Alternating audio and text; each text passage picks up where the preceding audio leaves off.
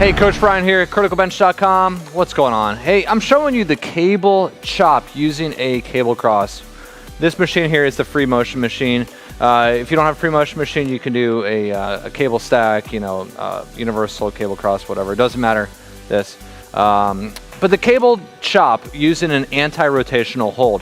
This is probably one of the most effective ways to actually hit bunch of different slings within the body, particularly the anterior oblique sling.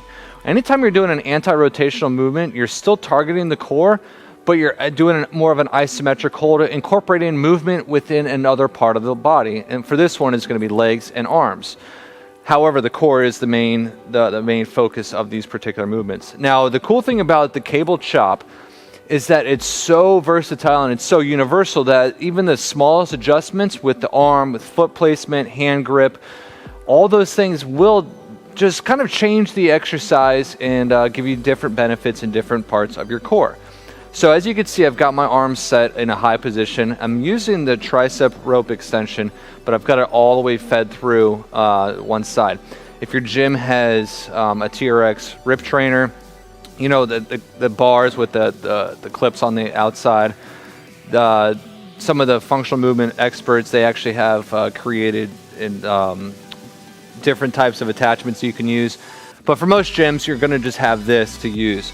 So anytime, again, all anti-rotation, so that means there's no rotation of the spine. Everything is just stable and fixed. So again, you can improvise, but I'm going to show you kind of the main standing ones in all different positions, but all also in a kneeling position. So your most traditional chop is going to be an aggressive athletic stance, soft knees. Look at my hands. So one hand's low, one hand's high. Arms are straight, fix the core, come down and chop.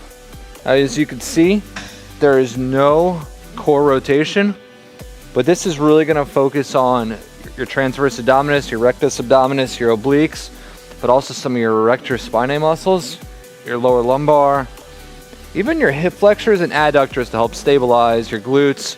So it's not just my arms doing the work. I mean, yeah, a little shoulder activation, but once you start going heavier, at the second you break this here, your body is going to want to twist, but your whole focus is to keep that core from rotating. So again, your number one focus is anti-rotation. Doesn't matter what your arms are doing, what your legs are doing.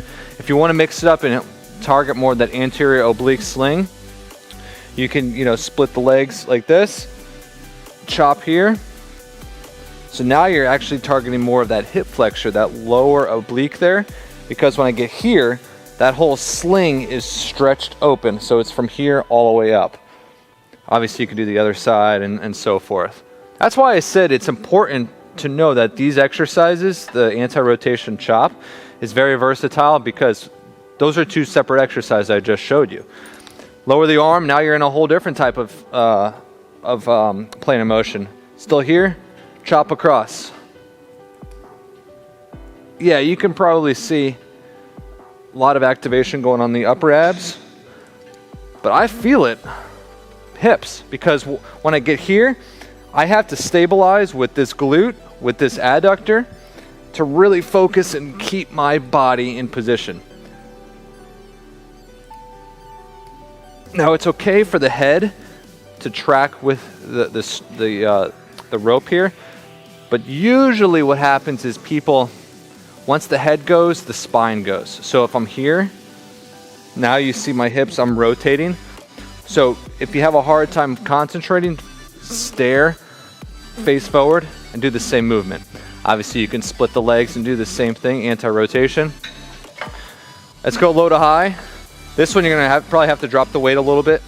Same thing, low to high.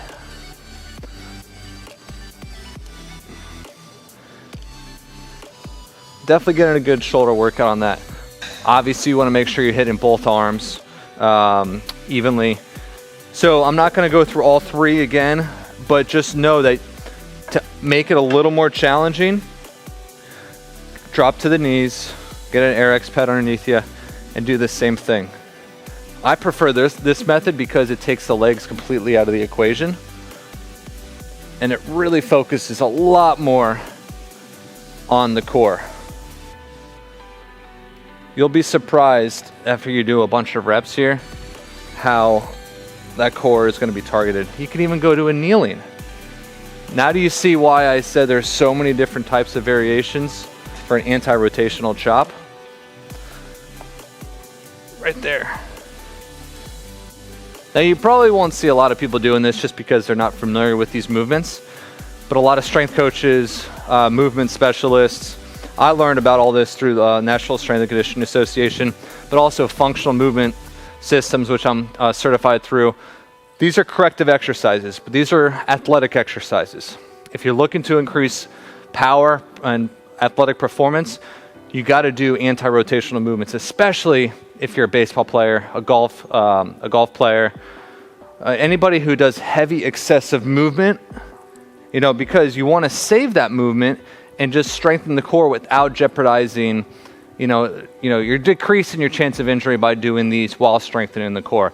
And even if you have a known back problem and you're not an athlete, these are great core strengthening exercises because the spine is taken out of the equation. All of the muscles surrounding the spine are at work, but the spine is completely left out of the picture. So if you got a comment or question about these exercises, I highly encourage you to go to the video underneath this video here in the comment section. Comment, give us a question, and we will interact with you and we will answer your questions. But also under this video, there is a video description area. Go to that area as well. You're going to find all the exercises within this video in that video description area, as well as some other links that are going to be beneficial to you. What we need to do is follow us, like us, give us a thumbs up, subscribe to our channel, and just interact with us. We'd love to just be part of your network. And that's it. Thanks for watching. I'm Coach Brian with criticalbench.com. We'll see you next time.